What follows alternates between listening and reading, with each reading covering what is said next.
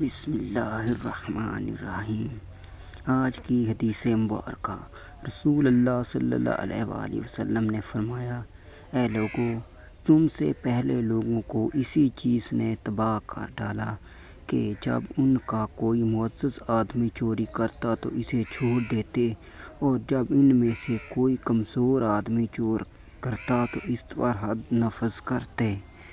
اللہ کی قسم، اگر فاطمہ بنت محمد بھی چوری کرتی تو میں اس کا بھی ہاتھ کاٹ دیتا۔